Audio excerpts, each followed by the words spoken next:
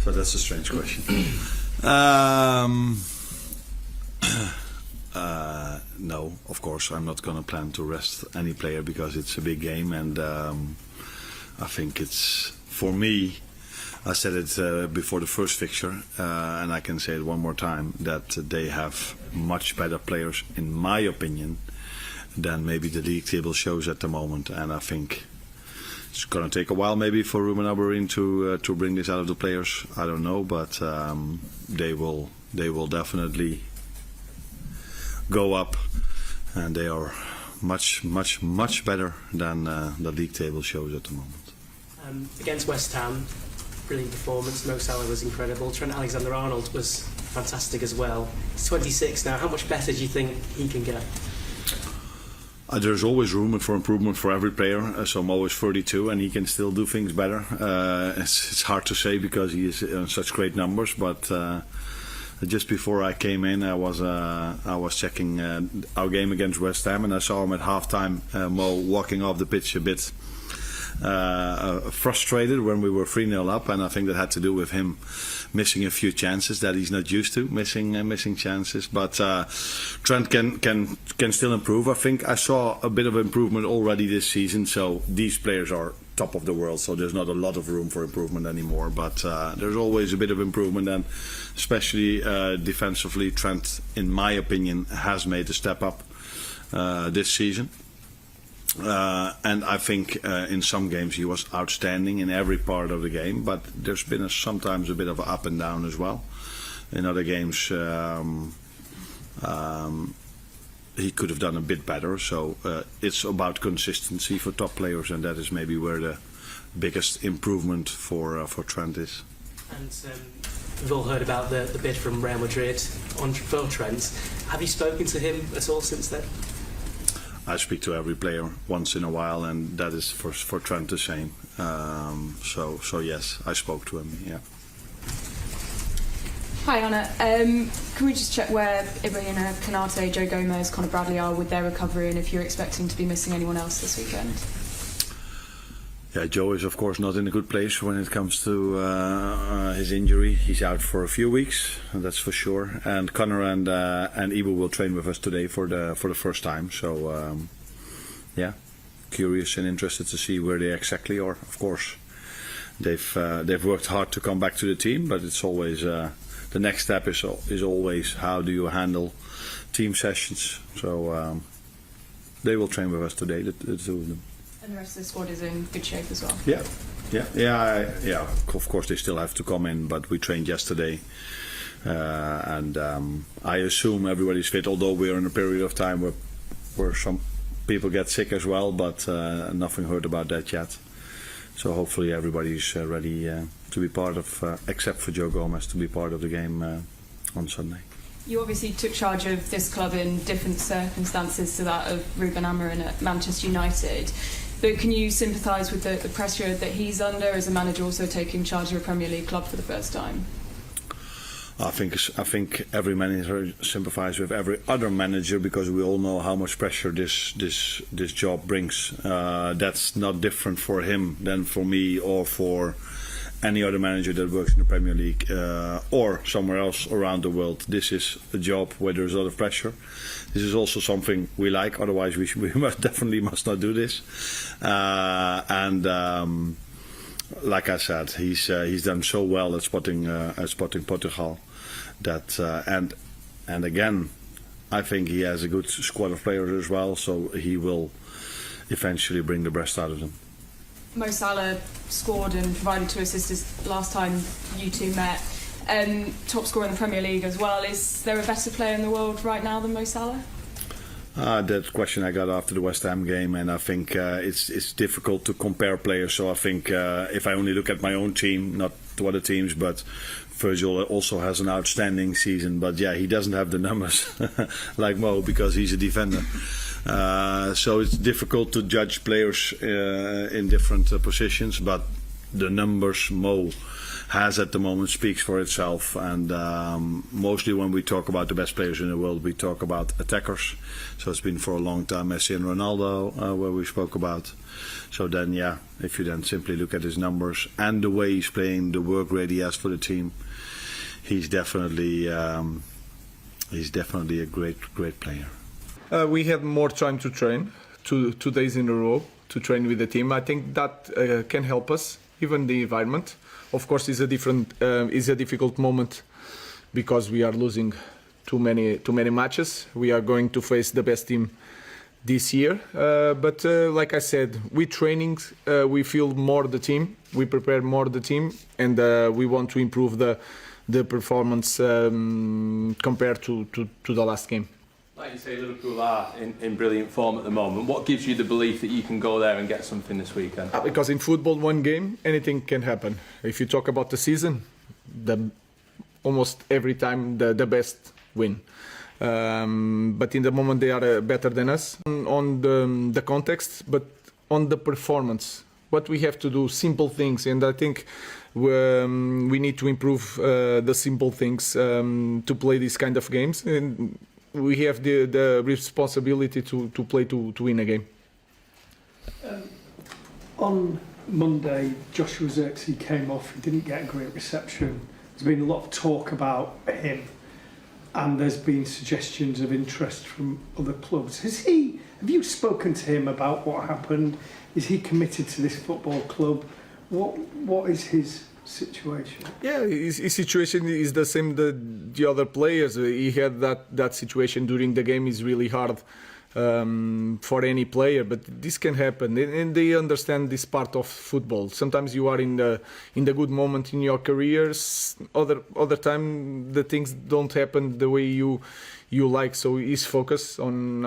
He trained very well, but we have to understand sometimes the players feel that lack of confidence, and then in the game they had difficult moments. But we have to move on and to pass to the next game. Two players who've been doing reasonably well, Harry Maguire and Ahmad. What is their contract situation? Because Harry Maguire, his contract's due to, well, both of them are due to expire quite soon. Yeah, Ahmad is near. Harry Maguire is going to trigger our option. I spoke with him this morning, and I told him that he has to improve his game on the pitch. We need him a lot. And also he needs to improve as a leader because we all know the situation that he had here. But we need him a lot in this moment. So we are going to trigger happily the option for Harry.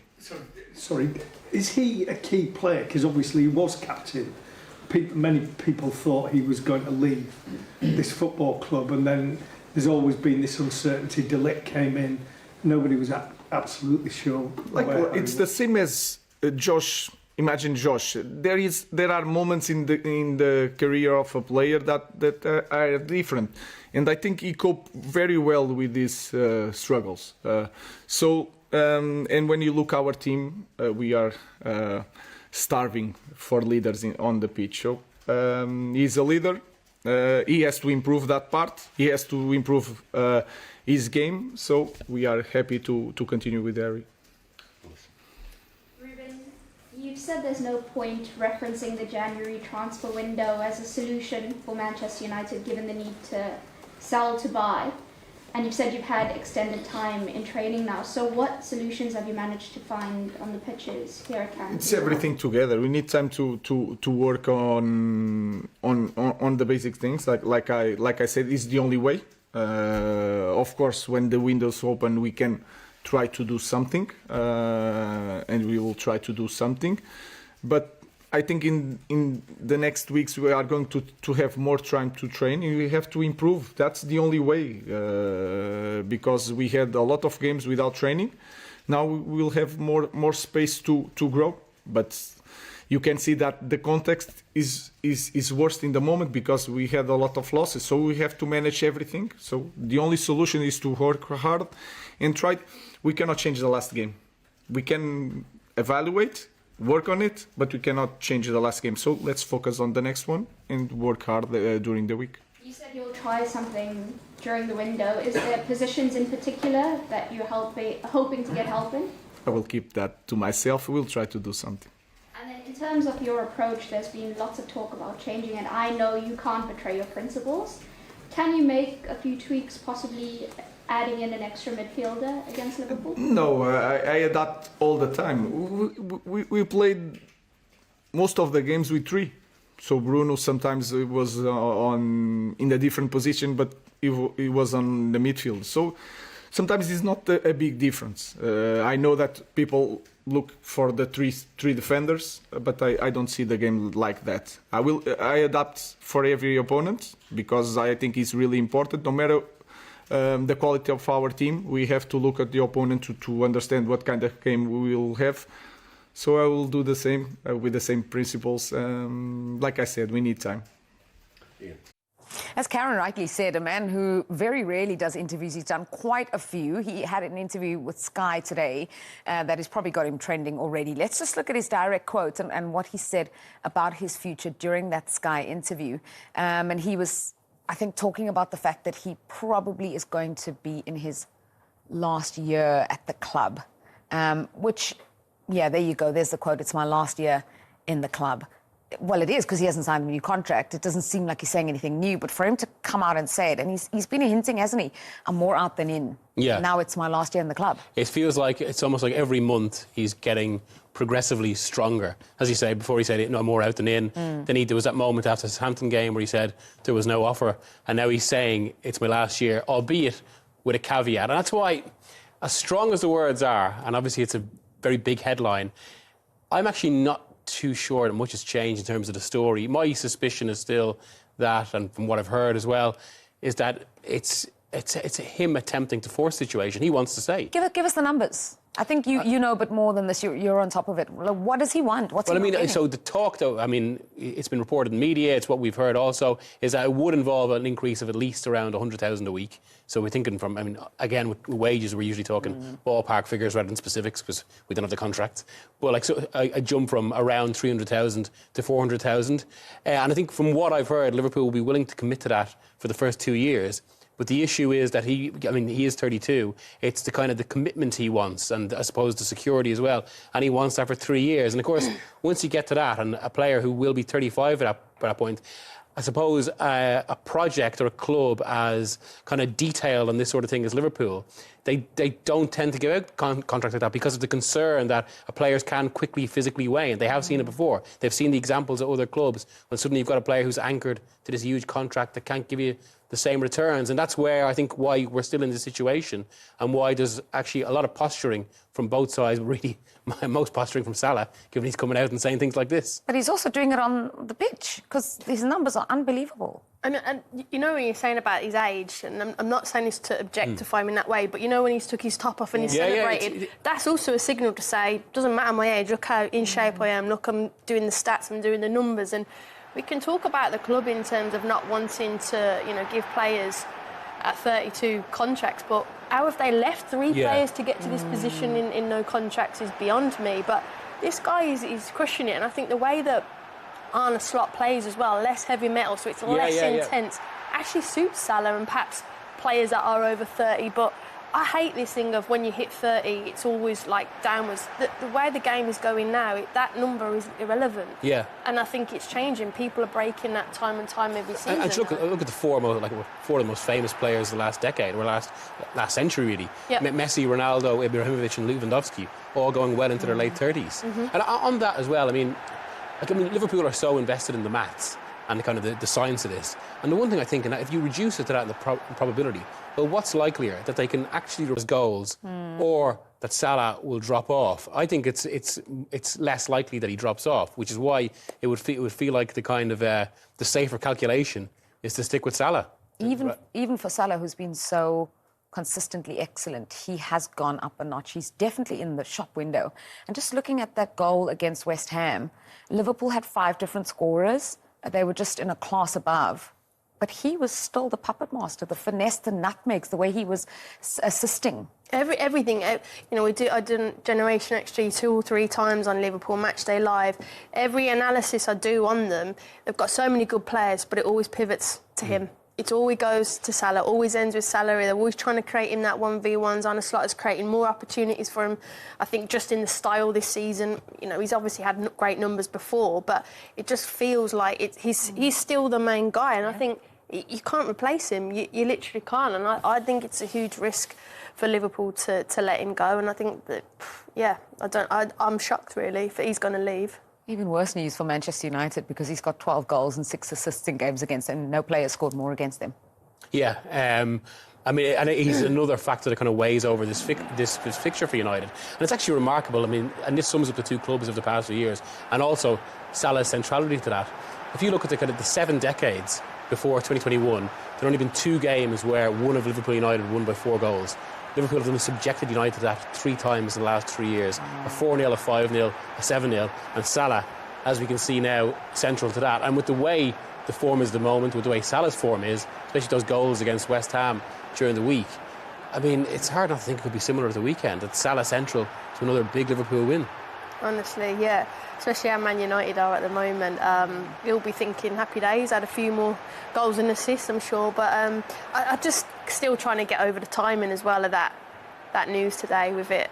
I think it shocked me a little bit because I was just thought Trent would go, but I didn't think Salah would. And he still might not. It's still obviously, and you're right, he maybe was trying to negotiate that, but still a little bit shocked at the timing as well. We actually hadn't thought about the timing. When you mentioned it and we were listening to something else, we kind of were like, yeah, they're playing Man United on Sunday. It's massive, like, that rivalry. I don't need to tell everyone at home and what that rivalry is, and to have that and it come out as well. It just, I don't know, it seems a bit strange. But it feels like that's maybe part of the kind of step up as well. I mean, as we said, when he made previous comments, one of them was actually the morning after victory over Southampton. Again, it's after the game. It's a game that isn't of the same magnitude. Whereas this, and even though maybe we're seeing in the sense of Liverpool, or Salah not necessarily looking at Manchester United in the same way he used to, it still is, as you say, it's the biggest fixture in English football. The 2 most successful clubs, the 2 best supported clubs, most popular around the world, with all of that history to it, and not like despite form that can produce strange results. So I mean, yeah, once Karen brought it up, you think it was maybe a slightly odd time just to change the chemistry of the build-up almost. Yeah. Is that rivalry more historic now? Because, I mean, the clubs are just indifferent. I mean, it'll always be there, though, that kind of local animosity, and you only have to speak to the fans and who they most want to beat. Yeah. That never goes away. But you're absolutely right in terms of just, I mean, it's been a very strange historical rivalry in that they've never really been very good. For England's 2 most successful clubs, they've never been at the top at the same time. Yeah, so there's been very few seasons, actually, where they've even gone up against each other in a title race. I think the only one in the Premier League era was 08-09. And it's always been like one has been way below. But, of course, the big difference this time... Sorry, one has been below. The big difference this time is that one is way, way below. And a gap I don't think we haven't seen for decades between the 2. Do you feel like it's more historic now? It's not Man United, Liverpool of old? No, I think it always is. I think both, as you said, you speak to the fans, it's a rivalry. It doesn't matter. That rivalry goes back so many, many years and so many meaningful matches. So it's still there. Like you said, the competitiveness, I think there's a big gap between both of them. But come that whistle, you can't take away also what Man United have done on one-off games over the last couple of seasons. Yeah. There is a gulf, but they can step up. Will they? I don't think they will, but you can't rule that off. And I think even Arne Slot said, look, they are playing better than where it says, but that is a slightly strange thing at the moment, because even, if you go back to the 70s and 80s, when Liverpool were dominant, United used to pride themselves on getting these, as you mentioned, these sudden results out of nowhere against their great rivals. They'd rise to the game. And similarly, when Ferguson was dominant for 2 decades, Liverpool did the same, and they were always even games. But that's what's been so strange about this period, that Liverpool have really made their superiority count in such a kind of extreme way. And actually, these, not surprise results, but these moments when the team on lesser form gets a result, they've been fewer and far between. In fact, but the last one was really... And that was a shock in itself when Ten Hag claimed his first win at Manchester United in his own first game against Liverpool back in September 2022, and how Amorim could do with that now. Can I just say, Arne Slot has come in and had to deal with so much. Firstly, stepping into Jurgen Klopp's shoes, then being, at the forefront of this title race, and now these 3 players, the contracts, being out of contracts in the summer. He had to answer in nearly every press conference. And he's so calm. Yeah. Like, I love him. I do. To do what you follow Klopp, who's obviously an absolute legend, and just to come in and he's made it look so easy. He's just guy but no, it's for him. He's just got to get Trent playing as good as possible, and he has. Like you said, there's not a lot he can do. It's kind of the contract's coming to an end. And Liverpool obviously would love to have him, but he's just got to keep him playing well and keeping him fit and sharp. And unfortunately, it's probably not in Arne Slot's hands. He's just got to keep the player motivated and help him get up the table. Yeah, I think that goal, obviously the deflection, we can all see it's a massive deflection, but he scored. The celebration, the celebration for me was telling. Look at that. Yeah. I mean, I don't really know who that's directed at, mind, because, I mean... At you, the media, at us. Well, the media aren't the ones that put in the bid. It was Real Madrid that put in the bid. But I must say, actually, on that, I do find it's very strange. In terms of the kind of the way the window and the market works, I thought it was very odd behaviour from Madrid. I mean, it feels like that's the sort of move that might only serve to irritate people rather than make something likelier. The only time, actually, the only similar situation was when they wanted Kylian Mbappe in a similar situation last year, and they put in quite a low offer to try and get him out of Paris Saint-Germain a year before his contract. It feels like it's kind of, it's almost like a power play with the club he's at. Because obviously Liverpool were never going to engage in that. They were never going to accept it. But then it just almost creates this extra strand to the storyline about a player who, as we say, is almost certain to leave. But he can play in the knockout stage of the Champions League, can't he? So, they're super light on defence. I'm that's talking true, I'm yeah. not trying to upset Liverpool fans, but I'm thinking Real Madrid, if they're going to go for him, they've tried to accelerate this move and say, look, we might get him for nothing anyway. Do you want to? You want 20 million if you're going to walk? But they're trying to accelerate it with how many injuries at the back that they've got. I'm thinking we're in a title race in Madrid, in the La Liga, and we're light in terms of what we need if we want to retain the Champions League. But yeah, it's very cheeky. Though. Yeah. Well, exactly. I think it's a cheekiness. But you're right. Madrid have had a bit of an injury crisis, especially with Carvajal out. But then one of the stories previously from Madrid was that they were initially not moving Alexander Arnold too early because they're very conscious of the kind of the politics around succeeding Dani Carvajal, given he's a club legend in that way. I mean, if we think about the politics in the Premier League at Madrid, it's a whole other level. Yeah, it is a whole other story. Well, we've got to talk about Manchester United because 5 defeats from 6 games leaves them in 14th spot going into this match, and they haven't won at Anfield in 9 years. Not only are they in trouble in terms of the table and in terms of their form, but contract situations at Manchester United as well. Harry Maguire signed a new one, but all the talk has been about Marcus Rashford, and after the Newcastle game, Joshua Zirkzee as well. Yeah, I mean, Zirkzee, whatever about the performance, it's impossible not to feel sorry for him just on a human level, especially the way he came off. But it's another element that creates, I suppose, difficulty and noise around the club. Rashford, I mean, we've had several headlines this week. I was one of 5 journalists on Thursday that wrote that he turned down 3 very lucrative offers from the Saudi Pro League because if he is to leave Manchester United, he's made it clear he wants to go to a competitive club, which may be difficult because with the form he's been on the reported wages, and given that United would obviously want quite a high fee, there's currently not that many takers, which I suppose is a reflection of his own form. But yeah, it is incredible. We were saying there about Arne Slot, how composed he is, no matter what you throw at him, and how he makes everything feel like it's okay. To be fair to Amorim as well, given everything we've just been talking about, to watch him there and listen to him, you wouldn't think this is a guy who's overseeing, or at least is enduring, one of the worst spells in Manchester United's history, because he's still so calm and assertive. And that, OK, I know there's been questions about what all this form means for him, but I think that's exactly what Manchester United need right now. And it's almost like they've got to radiate the idea that they've just got to back this guy. It's going to be difficult because there's all sorts of issues at this club, not least, I suppose, the state of the current squad. But he's someone worth backing in terms of how you actually restructure it and what you do next. Wild that Manchester United are closer to the relegation zone than they are to the top 4. Yeah, I think they'll be all right. There's 3 worse teams in them, to be fair. But no, it's not ideal. But I think he's calm because he knew what he was going into. It is a difficult situation. I think the thing with the manager, though, against the Newcastle game, since he's come in, he's been chopping and changing the team a lot. Now, whether it's been like a pre-season for him, he's trying to establish he can't play the same team because of their fitness. He's spoken a lot about that in his time since he's come in. But I was baffled by his team selection against Newcastle, that Newcastle outrun you. Their midfield absolutely dominate you. And he played a team that lacked mobility and then had to make that change so early on. And then Zirkzee is kind of...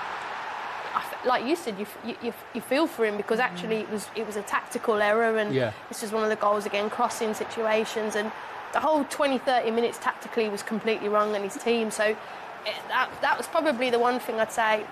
But he addressed it in his interview there. He knew they got dominated. In that situation, as a former player, like, I mean, we can all see what Amorim's trying to do. Yeah. And it's a bit like Pep Guardiola in 2016-17 in his first kind of underwhelming season at City. He's putting the idea in place and was saying, right, no matter what, we stick with this. If you're a player, though, and even if you can see that this is what he wants and you realise, you understand the reasons why he's doing it, would it affect you to say, well, I know you're doing it, but it's just not working? Well, yeah, you kind of, you know it's not working because you haven't got the players. You know, his team when he played at Sporting, again, it was different. They were physical, they were competed. The team I mentioned against Newcastle, you know, Eriksen, they're not going to outrun the midfield of Newcastle, Joe Linton and Guimaraes, who will just power through you. So it's difficult, but like you see with Ange Postecoglou, like you see with Ruben, like if you compromise your philosophy, if you compromise your style, you compromise you as a human being. Now what the manager and the owners have to do is say, well, we've got to back this guy with that philosophy, and if we don't, you're going to struggle and suffer. So you can't ever compromise yourself, and as a player, you've got to jump on board, and if you're not in that, you'll probably find yourself off. Yeah. The one thing I have to say about that is, I was thinking as you said it does feel like I don't want to overly criticise Ten Hag or absolve Amorim too much, but it does feel like the decision in the summer that the new club hierarchy made might have been one of the most costly in United in the post-Ferguson era, in the sense even though everyone knew Ten Hag was in trouble and they were likely to lose him during the season, they stuck with him. But they didn't just stick with him, they also committed to signings that he specifically wanted. As an example, De Ligt. And it does just feel like not only does that deny any new manager a pre-season and a chance to work, it also almost prolongs the period of being able to overhaul the squad, because that extra campaign with more money you've spent on players that don't necessarily fit, and it's even less of an opportunity to overhaul. And you can see why. You can see now why Amorim was initially insistent on maybe trying to stay at Sporting for the season. And so with all that we've said about United, what can they go and do at Anfield? I honestly don't think the way Liverpool are at the moment, even with Salah coming out, he will back that comment up, what he said. He isn't going to go quiet. He'll back himself. I can't see him getting a result. I honestly can't. From watching them at Newcastle, especially the first 30 minutes, if you start slowly against Liverpool, you're not coming back from that. Because whether you can coach it or not, it's demanded from not only the coach, it's demanded from the teammates. They demand it off each other. The leaders within their squad all know they have to be a part of something. But ultimately, it comes down to that front three. And my question to you is this front three now better than the front three that won them the title? The famous Salah, Mane, Firmino? It's hard to argue against it. I mean, I really love that front three of Firmino, Mane and Salah. And when they won the league that season, I mean, when they lost Mane, I was thinking, where are Liverpool going to go from here?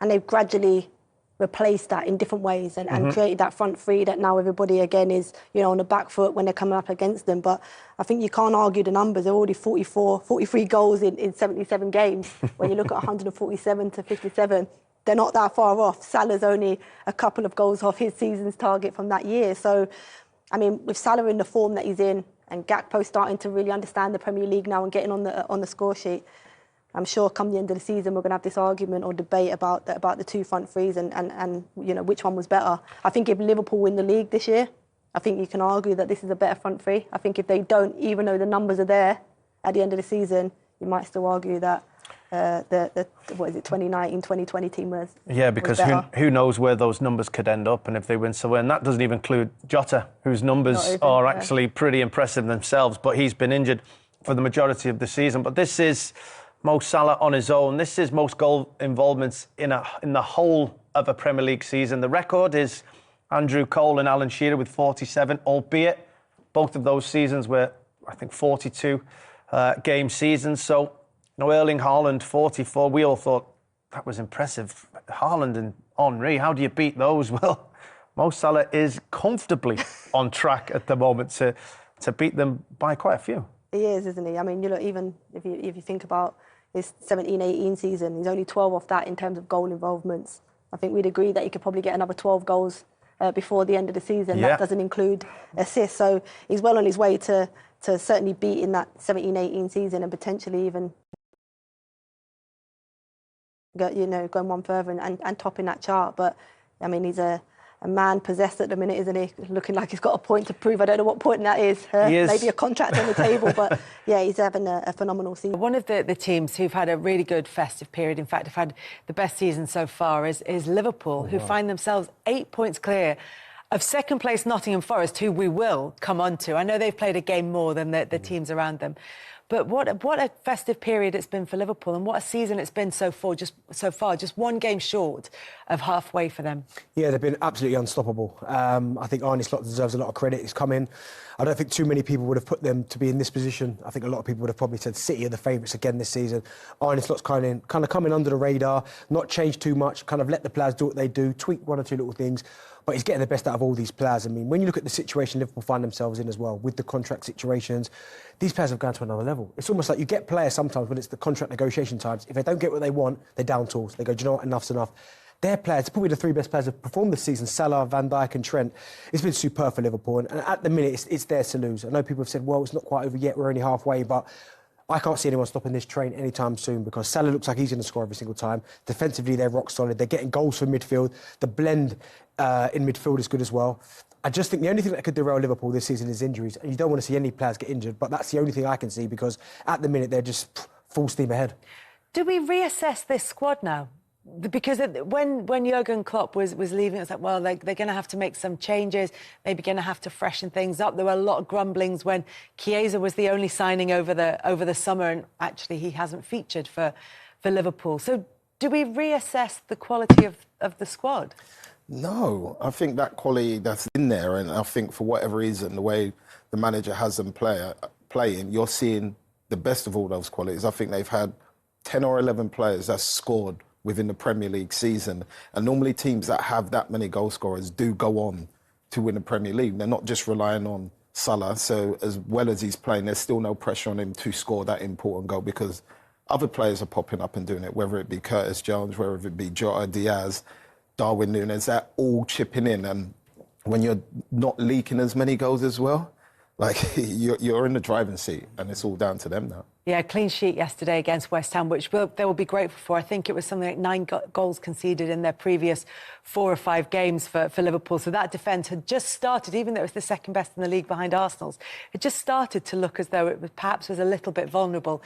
But to pick up on Sean's point about the goals, 5 different goal scorers against West Ham as well. Yeah, and especially players like Cody Gakpo, who I think a lot of people were excited to see when he arrived last season. But we probably didn't see enough of him or see the best out of him. But now under Arne Slot, he is just coming to his own. The link-up play between him, Diaz and Salah. I mean, the way that I think that Slot has made them just so much more free-flowing going forward, the way that players can drift inside, push ahead, play beyond and play in each other. They have so many ways that they can hurt opposition teams, and that makes them so difficult to play against. And then you've got the form of someone like Mohamed Salah, and that just takes it to a whole nother level. Do you know what it is? It's almost like when you look at the 3 positions up top, obviously one set in stone, and that's that right-hand side, that's Salah. He plays week in, week out regardless. But it's the way they could play Diaz as the false nine, or Darwin Núñez. I've always thought Gakpo, if you look at his best form, certainly when he plays for his country as well, it comes off that left. I don't think he's a natural centre-forward. To be able to interchange 4 players in 2 positions, if Darwin Núñez isn't doing that, okay, Jota will play. If that's not working, okay, Diaz, you go and play down the middle. It's just so many ways, and I think, again, it's testament to the manager, because, again, when you've got a squad full of superstars, sometimes you get 1 or 2 players that are unhappy, I'm not getting as many minutes as I want, why is he playing more than I am?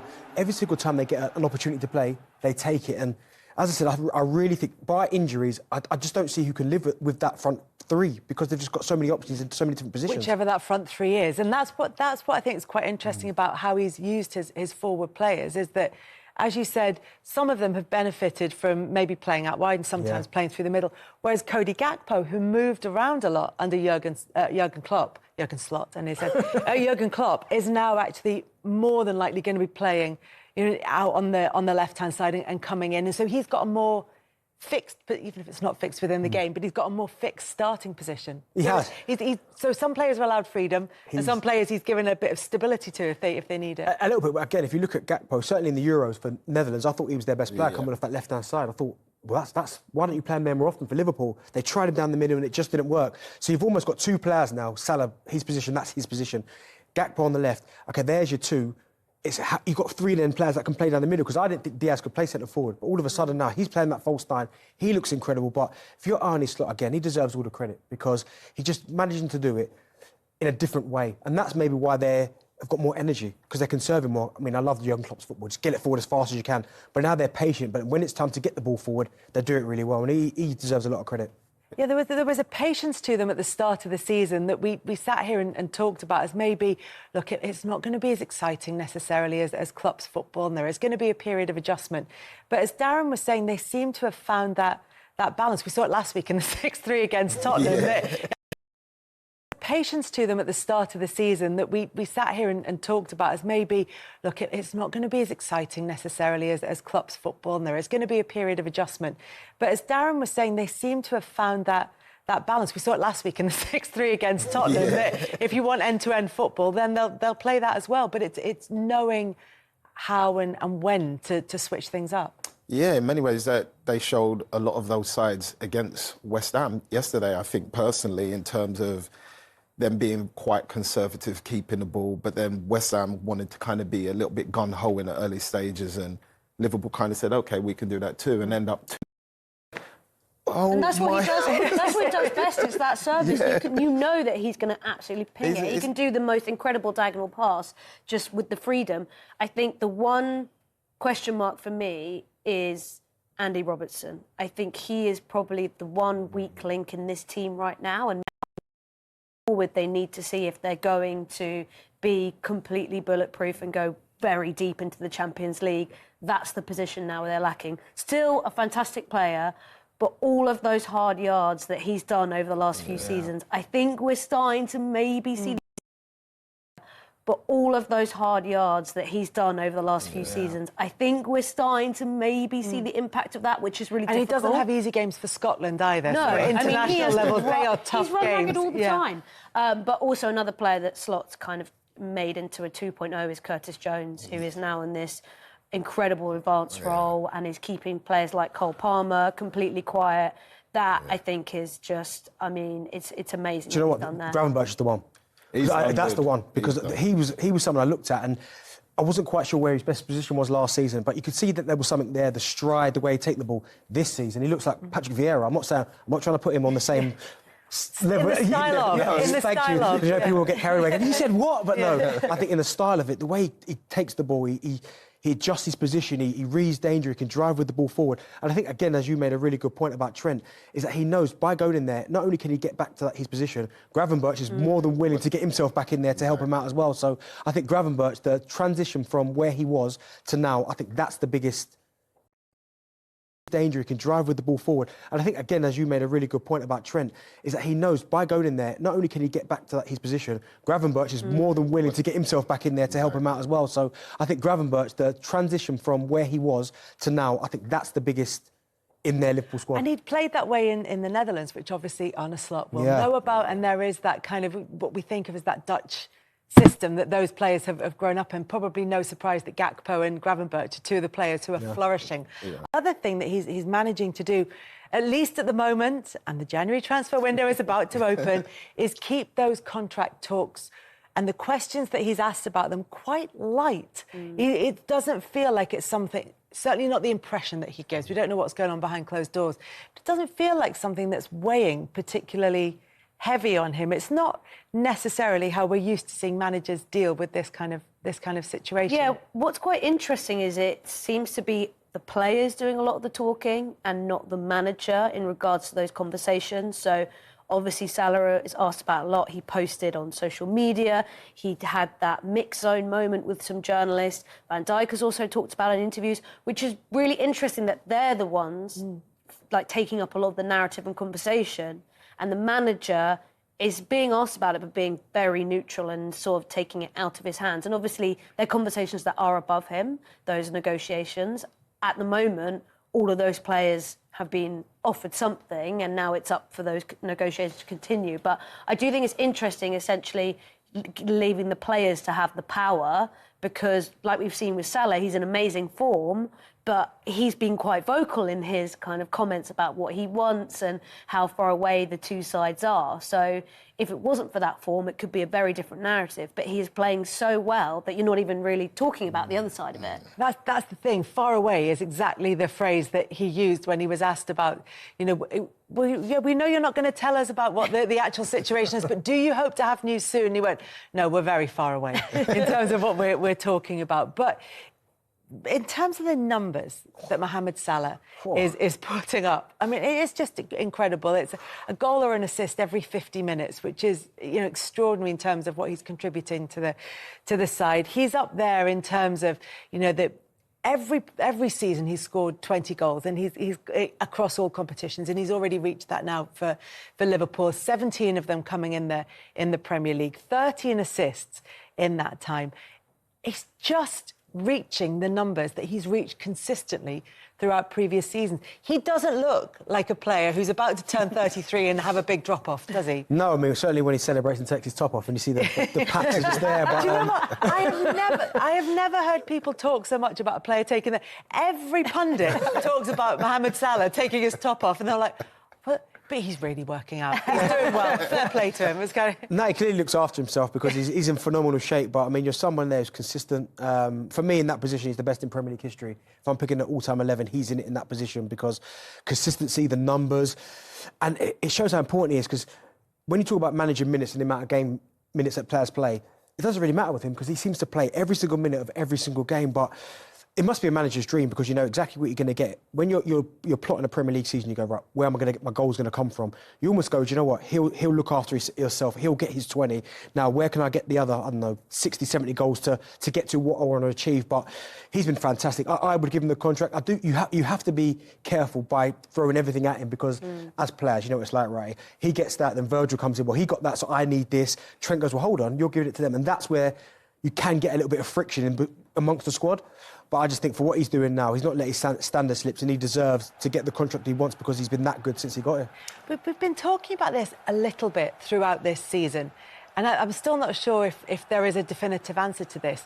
But can it benefit Liverpool having 3 players who are out of contract in the summer? Not long term, but for this season, you've got 3 players who are looking either to make a big bang in their final season or who are playing for big contracts.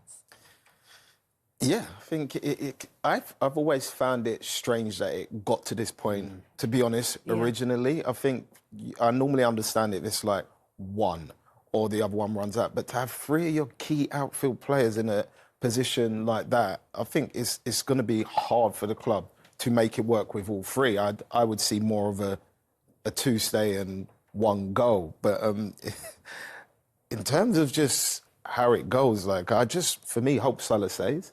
It's the most enjoyable player I've seen play with a consistent smile on his face since he's been here. Yeah, this year he looks like he's actually enjoying everything. He missed the target yesterday and he was raging, but he was smiling. He's not on. I mean, I wouldn't say as far as a charm offensive because he's always been very polite, very amiable.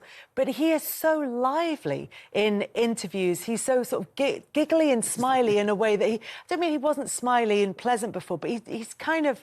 He's very bouncy. There's a kind of twinkle in him. Yeah, it's like he's got another step in the way everything's going. I think it's delightful. I'm enjoying every minute of it. Yeah, he seems much more chatty than he's ever sort of been, and maybe that's the confidence that his team have given him to be actually really transparent with the conversations that are happening, because often, as you guys will know, some players are advised to keep their cards quite close to their chest and don't reveal what's going on in negotiations. But with Salah, since the beginning of the season, it's been very, we are going to be on the offensive with the narrative. We are going to control the discussion. And maybe that's actually more freeing for him because it doesn't have to be so much kind of smoke and mirrors and quiet negotiations. It's very much, I'm going to tell the people what's happening, and maybe the pressure's off them because I'm going to say that and then let my football do the talking. Well, he clearly wants to stay. Because you don't make up this amount of noise if you don't say anything, people might go, well, we're guessing. But the fact is, like, we're miles away. I think he's desperate to stay. And I think it would be a waste if he was to go. Again, no disrespect. Say he went to Saudi. I think he's far too good of a player at this stage of his career to almost... I mean, he should be playing in the Champions League every season, competing for Premier League titles. He's shown that desire and that hunger that he wants to stay at Liverpool and continue to win things. He's all about breaking records as well, so he wants to break goal-scoring records. I think if he was to leave now, wherever he went next, regardless, I don't think he'd be as happy there as he would be now at Liverpool. For you guys, for contracts, were you wanting to just keep that completely separate and not think about it, or would you rather be explicit about what's going on? Do you want the real answer or the... Yeah. You don't have to like it now. Whatever was the most PG. Once a player, always a player. Even when you cross the divide. I was so professional, never did anything wrong, etc. To be fair, with me, I just kind of stayed away from it. Yeah. Yeah, I found it easier in terms of football and not thinking about, right, this is going to happen. What if I don't get this? What happens there? I just focused on the game and in many ways tried to do, obviously not to the level of Salah, but tried to do what Mo's doing, just enjoy football. Yeah, just on Newcastle United, first of all, Michael. Given their injuries, the fact they had to sell 2 young players at the start of the season, couldn't bring anybody in, to be at the turn of the year, 5th, 3 points off the Champions League. What about that for an Eddie Howe job? Yeah, and a little bit of unsettled nature, let's say, in behind the scenes with certain board members leaving, etc. It's been quite a turbulent time, I think, but Eddie Howe's settled the ship really well. The team are looking good, not conceding many goals, have had their fair share of injuries as well. And there must be a frustration that they haven't been able to add bodies to what was a really good start and a lot of momentum a year or so ago. However, as you say, they're doing particularly well now. Maybe that momentum can build again, and they have to be in with a shout at the top 4 of the Champions League places. It's open this year. Indeed it is. That's one side of the story. The other is that Manchester United end the year in 14th position, 7 points above the relegation zone. And just to put it into context, before this year, at the close of a calendar year, the lowest they'd been was, in fact, under Eric Ten Hag, 7th. Before that, never lower than 6th. They're 14th, Phil. I mean, give us an idea of the monumental size of this challenge that Ruben Amorim has. Huge, huge. I think he's really understanding how much more difficult it is at the club. I don't think he really anticipated how difficult of a job it was going to be. 14th is not great reading for the club, for the fans. And they're going to have to try and find something from somewhere to try and galvanise the team and get some points from somewhere. And it's not getting any easier with Liverpool next and Arsenal coming up in the Cup. They're going to have to try and find some sort of formula, some balance within the team, structurally in possession and out of possession to try and win a game of football. Now, as you're with us, we have to discuss the hot topic of Ruben Amorim's back 3, which he changed, of course, as we expected him to, right from the off. He's done it in every single game since he became a manager. We're going to go back to April 2022 under Ralph Rangnick, when you were part of the Manchester United team, going to Liverpool, funnily enough, which is where United go next. And you suddenly, from nowhere, changed to a back 3 and this team. Now, first of all, how many days did you have to work on this, and what was it like having been a back 4 team, back 4 players, to suddenly, as these United players are now, go into that formation? Difficult, very difficult. I mean, we didn't have a lot of time to work on this. I think it was only a couple of days before the actual game. We'd had a busy schedule around that period. Very difficult to get the distances between the other centre-halves. When the wing-backs do jump, you know, there's big spaces to cover, especially with the left centre-half and the right centre-half. And if you don't get those pressing triggers right and you don't quite get up to people at the right time, you can become really wide open. And I think we was 2 down in this game after 25, 30 minutes. Let's just take a look at that then, Phil. When you're talking about players that maybe jump and where you've got to be, just explain it with these discs. So if the ball's in this situation and a wing back goes and closes, what's the principal role for a back 3? Well, what I would say is when you're playing in a back 3, I think the left-sided centre-half and the right-sided centre-half have to be good. 1, defending spaces, and 2, being able to defend 1v1. When the full-backs or the wing-backs do jump here, a 10 tends to come into this space and occupy this space, which leaves a good 20-30 yards for these to cover these spaces on the sides. And if you don't get it right, you can become wide open at the back. And it's if you don't quite get the communication right when he does jump, do you get there at the right time? And he's in a split second, a fraction second off, and you can be played around very easy. Would you expect in this situation, if let's say a wing back goes and presses, does it ever convert into a 4 and the left wing back switches round? Or in general, do you want your wing back playing high and the back 3 dealing with all the problems that the attack have? I think in theory, yeah, of course you would like, once your wing back goes and your right-sided centre-half jumps, you would like to end up in sort of a lopsided back 4, if you like. But that takes time. The current manager now at Man United hasn't had that time on the training pitch. We certainly didn't have that time under Ralph Rangnick, and I got dragged off after 45 minutes. So, did you? Difficult, yeah. OK, so we've spoke about there might be some negatives there in a back 3.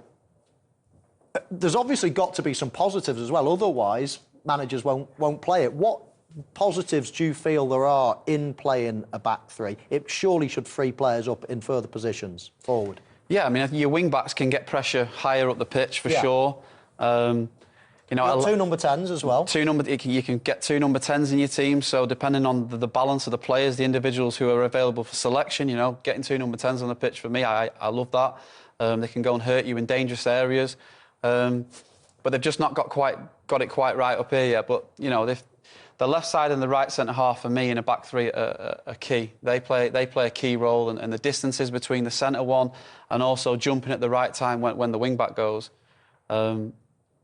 Difficult. And just finally, on the current United back 3, we've had 8 league games under Amorim. Only twice has he named the same back 3. Going forward here, if they're going to get it right, or in any way, shape or form, has there got to be some consistency, some relationships built here? Absolutely. Stability is key, especially playing at centre-half. You always like to play with a mate who you've played with for 6-7 games on the trot. It's not quite happened at United yet. There's been a lot of rotation. Maybe that's due to the fact that last season they had a lot of injuries. He's trying to protect players. They've still picked up a few injuries. Mason Mount's out, Luke Shaw's out. So there is probably people feeling their way back in as well. Harry Maguire's only just come back into the team after being out for 3 or 4 months. So he's probably seen that as well and thought, I need to keep everybody fit. We've got such a busy schedule, a period of games coming up against some big teams, and I'm going to need everybody available. Interesting. OK, let's bring you up to date with the other 2 games played on Monday, beginning with Villa Park. Well, that is sorry reading, because at the turn of a year, the lowest Manchester United have been in the Premier League era until this season was 7th, and they're going to be 14th heading into 2025. He's mentioned training 3 times again there, but the question a lot of people are asking, how much training he does. Has he got a group of players that he's inherited there capable of playing the way he wants to play? Yes, but I think there's certain non-negotiables in football, and that no matter what system or formation you play, there's always principles, and you've got to abide by them and stick by them. Yes, they're going to have to get better, and yes, they will get better, but it will take time, and it's obviously going to take more time than probably the manager thought it would have. He's still obviously weighing up the selection. He's got a lot of headaches before every game, which is the best players to play in what position.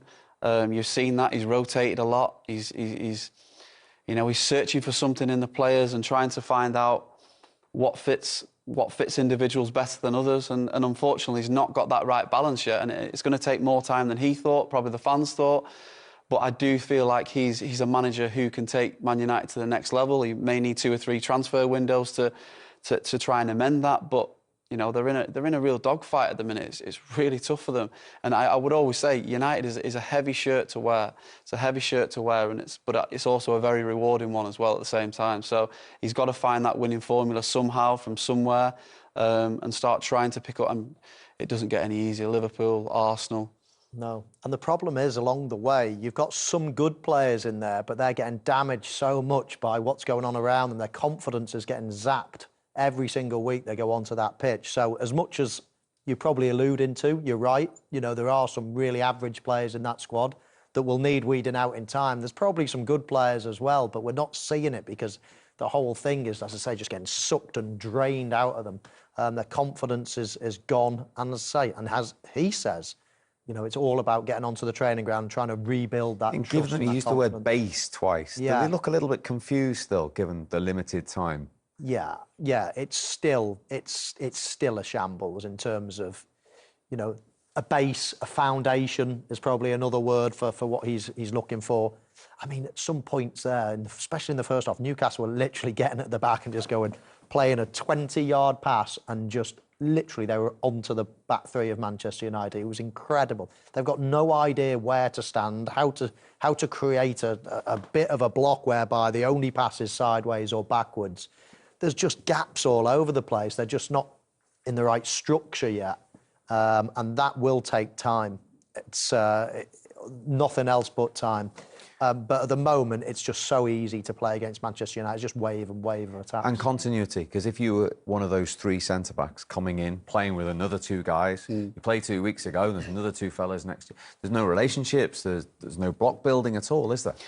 No, I think the 2 centre-halves in a team are always the pillar, the foundation of a team. You look at the likes of Saliba and Gabriel at Arsenal and how they've blossomed over time on the pitch together, and a relationship that they've built. And, you know, there's going to have to be relationships built on the pitch, but it's really difficult time. As Michael said, it's very easy to play through from the opposition's build-up, your 3 or 4 passes, and you're onto the back line of United. So, you know, there needs to be more of a compactness, which the manager talked about before the game. And just, there's got to be more of an endeavour to go and win the ball back, and really focusing on the triggers to go and press. They look so disjointed at times when Højlund goes, and then the wing-back arrives late, then the right centre-half arrives late. So there needs to be that cohesion on the pitch that we're not seeing, and it's very difficult to get that when you're really low on confidence. And the problem is they've got nothing going for them at the moment. I mean, defensively, they look in a bit of a mess. They're getting attacked all the time. But then when they go forward, they don't look like scoring either. Højlund looks toothless at the moment, totally devoid of any service, any confidence. Xerxes, felt for him tonight, didn't you? You felt for him tonight, getting dragged off after half an hour or so. They just don't look like scoring either. It's not like you can hang your hat on anything at the moment. It's all pretty grim. But it will get better. It can't get much worse, can it? Listen, Phil, great to have you with us. Thank you very much indeed. Manchester United, another night of frustration. It is one for Newcastle United. 5 wins in a row, and they end the year in the top 5 in the Premier League. We'll see you soon.